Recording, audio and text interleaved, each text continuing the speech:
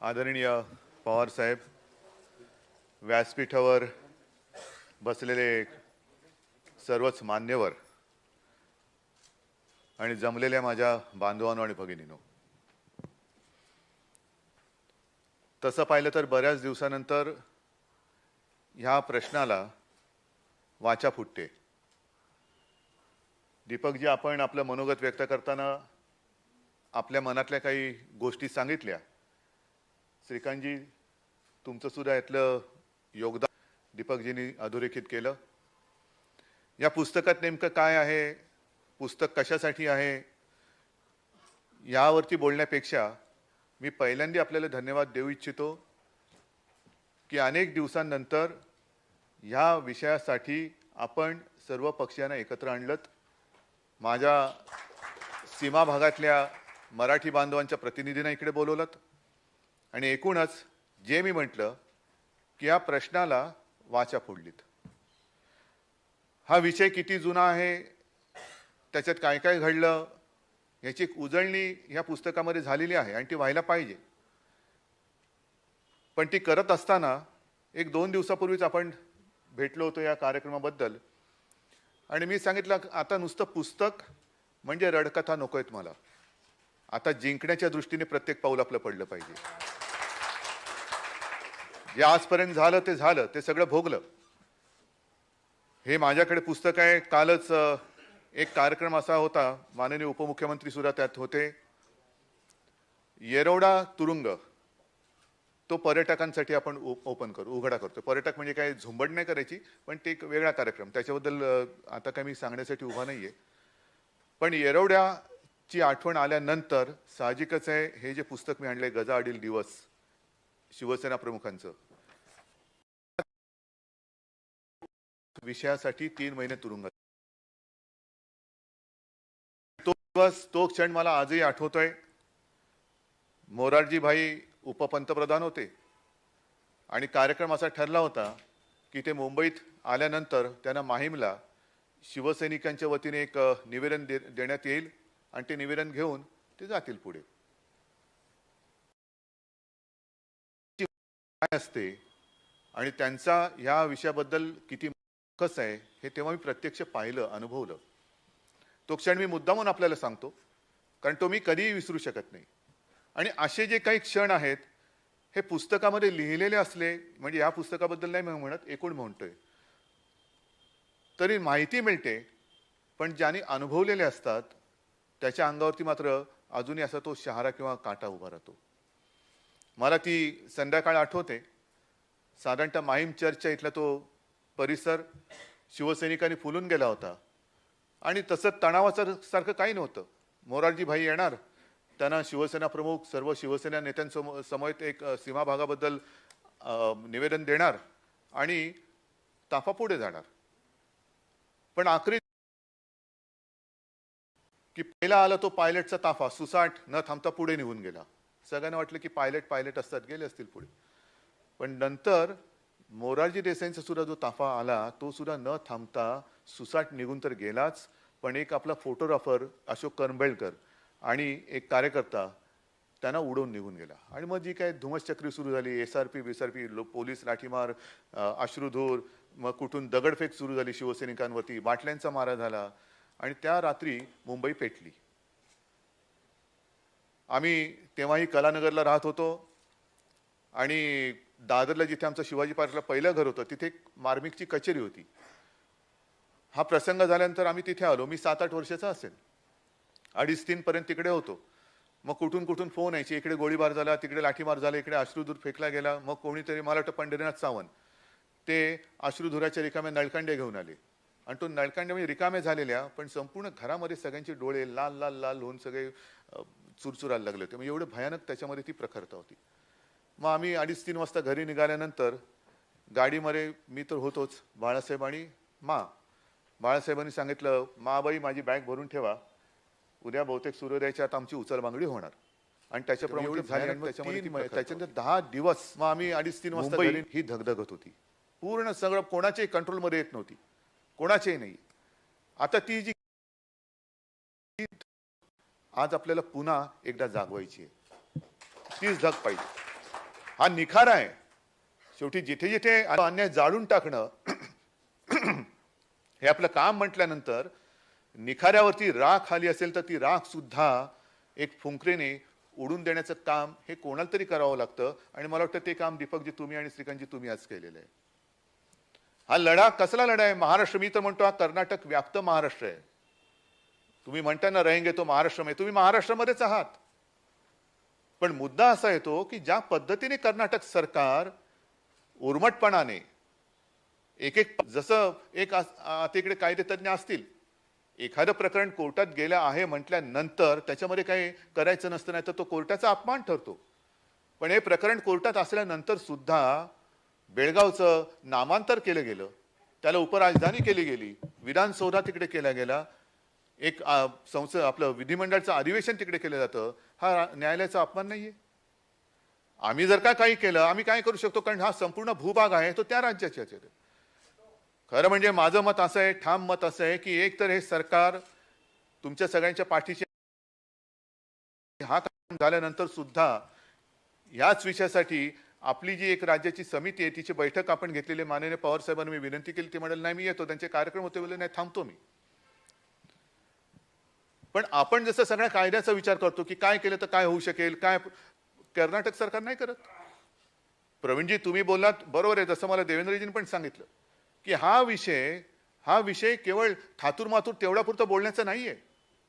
ज्याप्रमाणे कर्नाटक सरकार कोणत्याही पक्षाचा असो, मुख्यमंत्री कोणीही असो, पण इकडे मराठीवरती अत्याचार करायचा म्हणजे करायचाच, ह्याच्यामध्ये त्यांचं दुमत नसतं. तसा हा भूभाग जो कर्नाटक व्याप्त आहे तो माझ्या राज्यात आणणार म्हणजे आणणारच. या एकदिलाने आणि एकजुटीने आपण एक जर का त्याला भिडलो तर हा प्रश्न सुटेल.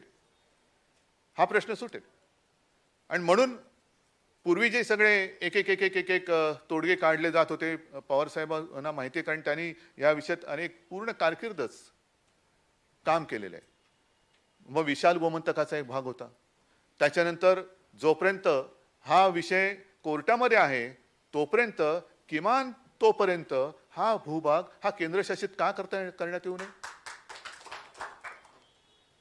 माझ्याकडे अनेक जण येतात की आमच्यासाठी तुम्ही तिकडे मराठी शाळा काढा, आमच्यासाठी तुम्ही, हरकत नाही ना. अरे तुम्ही एकदा आल्यानंतर तुम्ही आमचेच आहात, तुमच्यासाठी जे जे काय आम्ही करू ते आजपर्यंत कर्नाटकाने कधी केलं नसेल इतकं मोठं काम आम्ही केल्याशिवाय राहणार नाही. पण कोर्टामध्ये हे आहे, कोर्ट तिकडे सगळं बेलगामपणाने चाललेलं आहे. नावाप्रमाणेच बेलगाम केलं ना त्यांनी, बेलगाम वागतंय.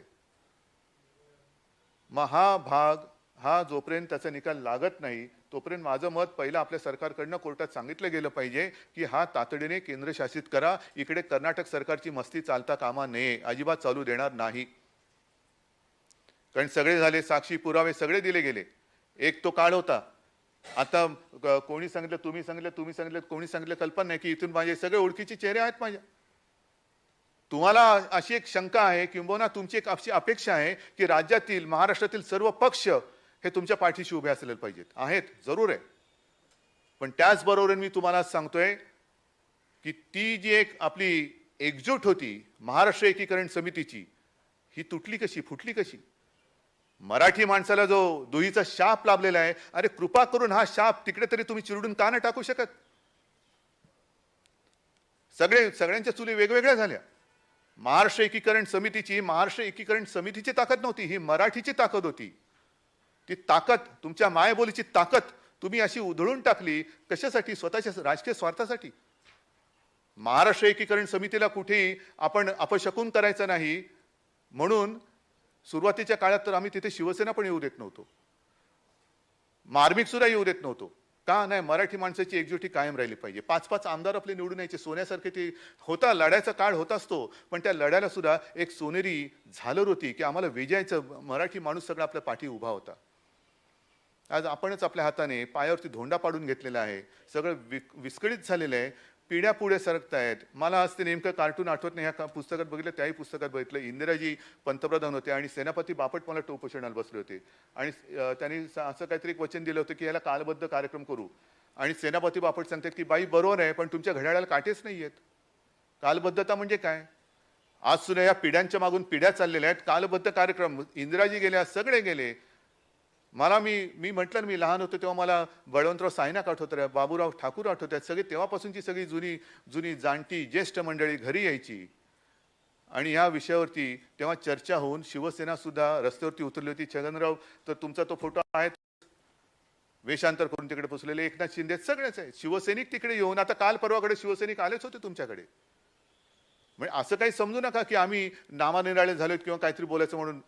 मी तर म्हणतो की ह्या सरकारने हे सरकार करू शकणार नाही तर कोणीच करू शकणार नाही. या एका जिद्दीने आपण याच्यात आता उतरलं पाहिजे. आणि म्हणून मी तुम्हाला सगळ्यांना खास विनंती करतोय की जे काय झालं, अनुभवाचे चटके, अनुभवाचे फटके हे काय कमी पडलेत असं समजू नका, खूप झालेत. पण आता ती पूर्ण परत ती जी एक मराठी अस्मिता, मराठी ताकद, मराठी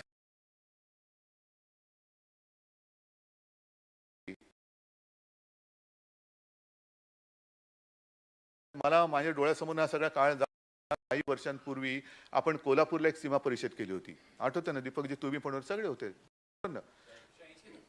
नाही, त्याच्यानंतर आता अलीकडे गेल्या 5-7 वर्षात असेल असेल आता 5-7 वर्षातली असेल.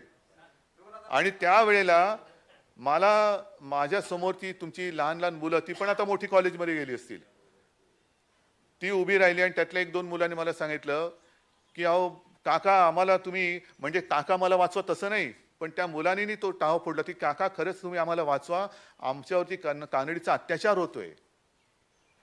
आणि हा अत्याचार बघितल्यानंतर आपण ज्या काही एक आपलं जे एक स्वप्न आहे संघराज्य, संघराज्यामध्ये भाषावर प्रांतरचना नक्की झालेली आहे, पण ती होतानाच इकडे जी एक गोम झालेली आहे की एक कुठेतरी लाईन अशी मारली गेली आणि महाराष्ट्रातली मराठी माणसं स्वतःच्या राज्यापासून ही वेगळी केली गेली. कोणाची मर्जी, कशी काय अभ्यास केला गेला, बरं त्या कमिशनचा अहवाल आला,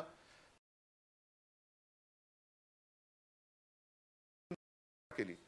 आता ती पुस्तकं सुद्धा मिळत नाहीत. महाजन रिपोर्ट अनकवर्ड, ती पुस्तकं मिळत नाही, शोधायला गेले तर मिळत नाही. एक पुस्तक मिळालेलं आहे आणि मी सांगितलेलं की आपण सरकारकडनं ह्याचं पुनर्मुद्रण करायचं.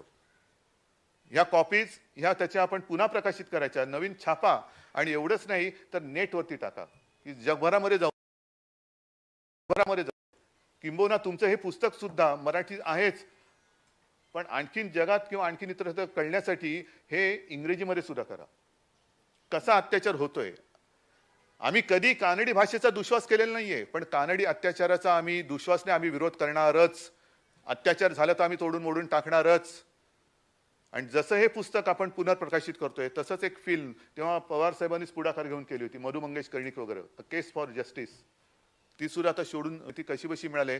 पहिल्या भागात तर त्याच्या ऑडिओच नाहीये, पण त्या फिल्ममध्ये काय आहे, ब्लॅक अँड व्हाईट फिल्म आहे की बेळगाव आणि तो निपाणी वगैरे सगळा भाग आहे, कारवारचा जो भाग आहे, इथे मराठी ही कशी मातृभाषा आहे. अनेक तिथे दाखले दिले गेलेले आहेत की उर्दू म्हणजे मुस्लिम मंडळ आहे पण भाषा मराठी आहे. मंदिरं मराठी पाट्या आहेत, रस्त्यांवरती पाट्या मराठी आहेत, अनेक संस्थांवरती पाट्या मराठी आहेत.